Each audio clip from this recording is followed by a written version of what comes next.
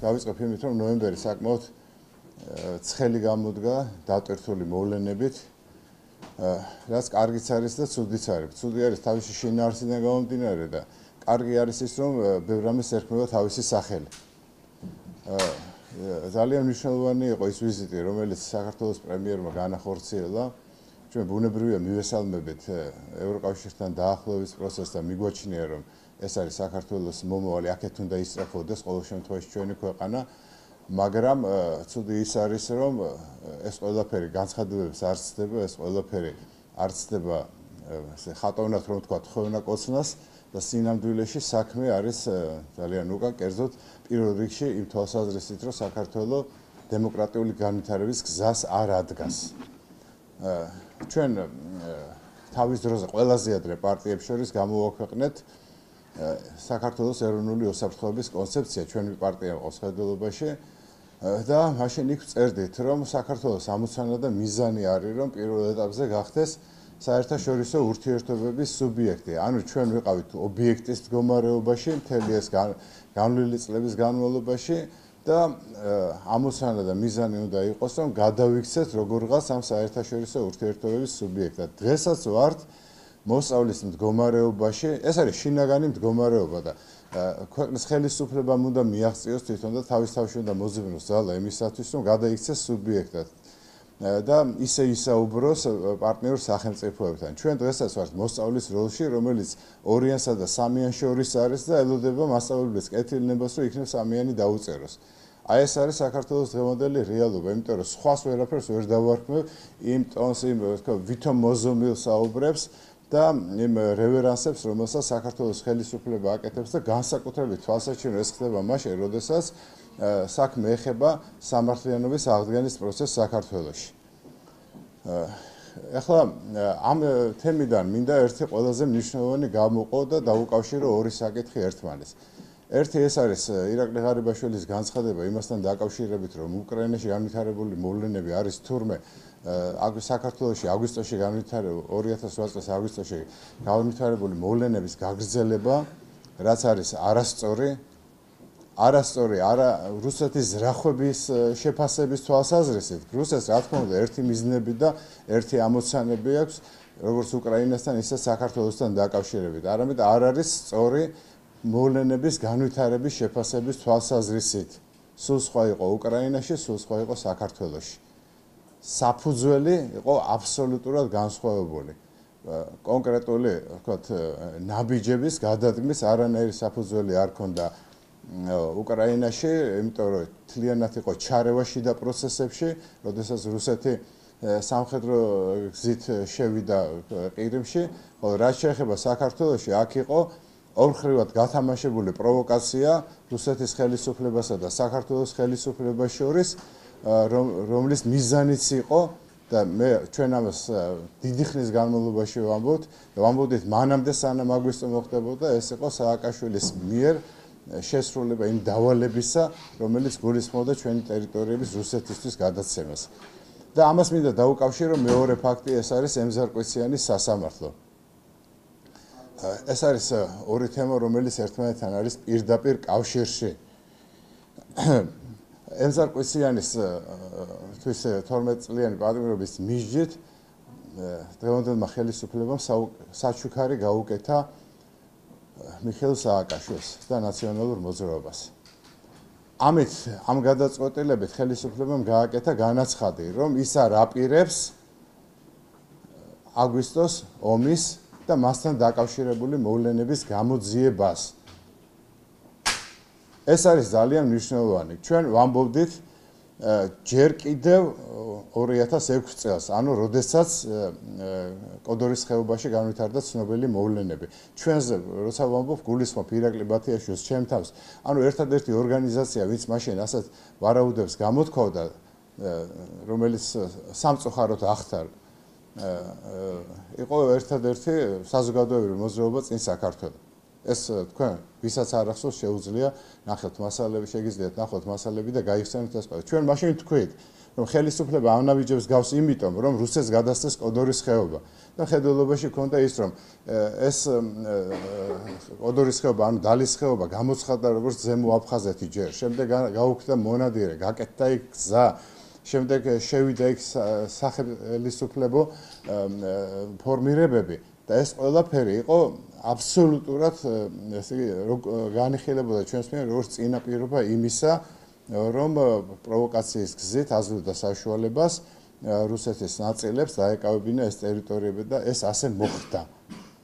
და პარალელურად შემდეგ უკვე მოგვეცა საშუალება ახლო მომავალში ოსეთთან დაკავშირებით, ეგრეთ წოდებულ სამხრეთ ოსეთთან დაკავშირებით იგივე პროგნოზები გამოგვეთქვა და იგივე ის მოხდა სახელწოდების აღდგენა, იქ პარალელური არჩევნების ჩატარება და პარალელური ადმინისტრაციის ფუნქციონირება და ასე შემდეგ და ასე შემდეგ. იქაც გაკეთდა ის შესრულდა ის დავალება, რასაც ქვია რუსეთისთვის საქართველოს ტერიტორიების გადაცემა საქართველოს ხელისუფლების მხრიდან. აქედან გამომდინარე ეს არ არის ირაკლი ღარიბაშვილის განცხადება არ იყო სწორი და მე როგორც ქართული ოცნების გამარჯვებაში ერთ-ერთი მონაწილე. როგორც პარტიული ნიშნით, ისე როგორც მოქალაქე. ჩვენ მთლიანად ვიყავით ჩართული ამ პროცესში და სრული პასუხისგებლობით ვამბობთ, რომ ბიძინა ივანიშვილის მერე ყველაზე მეტი იმისათვის, რომ 1 ოქტომბერი შემდგარიყო, გააკეთა ჩვენმა პოლიტიკურმა გაერთიანებამ. მანამდეც და თვითონ უშუალოდ საარჩევნო პროცესში მთელი ორგანიზაციით ვიყავით ჩართული და ყველაზე დიდი ქსელი ჰქონდა სხვა პოლიტიკურ ორგანიზაციებთან შედარებით ვიმეორებ გარდა ბიძინა ივანიშვილის. აქედან გამომდინარე მაქვს უფლება რომ მოვთხოვო ქართულ ოცნებას. გამოიძიონ და კიდევ ერთხელ ვსვამ ამას და სამწუხაროდ არა მეორედ და არა მეხუთედ. უფრო მეტჯერ იყო ეს ჩვენგან ეს მოთხოვნა დაყენებული, გამოიძიონ აგვისტოს მოვლენები. არა მისცენ რა უდგას წინ პოლიტიკურ შეფასებას. როდესაც ამხელა მასალა უკვე დაგროვილი. ძალიან ავტორიტეტულმა საერთაშორისო ორგანიზაციამ დადო დასკვნა. მაგრამ ეს არ არის საკმარისი. აუცილებელია წინა პერიოდის და შემდეგი პერიოდის გამოძიებას, იმიტომ რომ დიდი ეჭვია, რომ ძალიან სერიოზული ფინანსური მაქინაციები დატრიალდა ამონთან დაკავშირებით. ძალიან დიდი ეჭვია ამისა. ლაპარაკია დიდ მილიარდებზე. და ომი არის საშუალება იმისა, რომ ეს ყველაფერი ჩამოწერილიყო.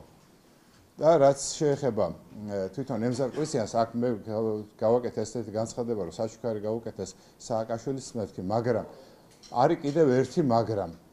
კერძოდ დღევანდელ ხელისუფლებაში არიან წარმოდგენილი მაშინდელი ოპოზიციის წარმომადგენლებიც, რომლებიც ასევე ხარში დაუდგენ მიხეილ სააკაშვილს იმ გადაწყვეტილებების მიღებაში, რასაც ქვია მონადირის გაუქმება, ემზარ კვისიანის წინააღმდეგ განვითარებული დევნა და შემდეგი სახელისუფლო ნაწილების შეყვანა კოდორის ხეობაში. ამ ყველაფერში ჰქონდა სრული თანხმობა მაშინდელი ოპოზიციის მხრიდან მიხეილ სააკაშვილს. ეს ჩემი თხოვნაა თქვენთან ჟურნალისტებისადმი, იმიტომ რომ მე დღეს ვარ ამ ხელისუფლების ოპოზიცია და ვიღაცამ შეიძლება სუბიექტურად ჩათვალოს ეს განცხადება. მოიძიეთ ეს მასალები, ამოიღეთ და დადეთ. რას აცხადებდნენ მაშინ ეგრეთ წოდებული ოპოზიციის წარმომადგენლები. დღევანდელ ხელისუფლებაში მოქცეულ პოლიტიკურ ორგანიზაციას, მაგალითად რესპუბლიკური პარტია რა განცხადებებს აკეთებდა მაშინ ნახეთ, მაგალითისთვის გეუბნებით.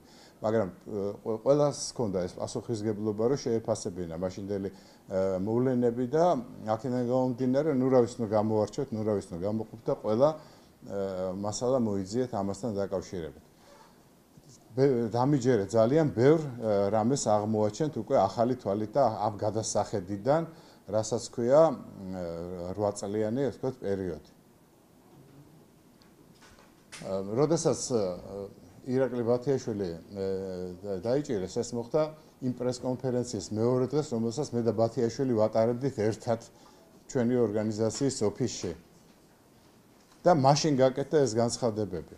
რომ გვაქვს ეჭვი, რომ სააკაშვილს აქვს განზრახული ამ ტერიტორიების დათმობა. და ამის გამო იყო ირაკლი ბათიაშვილის დაჭერა. ეგ არანაირი იცით ყველამ კარგად, რომ არანაირი ვიზაზე და კონკრეტული ხელშესახები რამე არ ქონდა და სასაცილო იყო ის, რასაც ქვია, სატელეფონო საუბრები. თანაც დამონტაჟებული და თანაც იმაშიც არაფერი არ იყო დანაშაულის შემცველი. ამიტომ იყო დაპატიმრებული ირაკლი ბათიაშვილი და სამწუხაროდ ეს შეფასება სხვისგან არავისგან არ გაკეთებულა. აი ეს არის ჩემი თხოვნა, ჩემი მოწოდება თუნდაც და კიდევ ერთხელ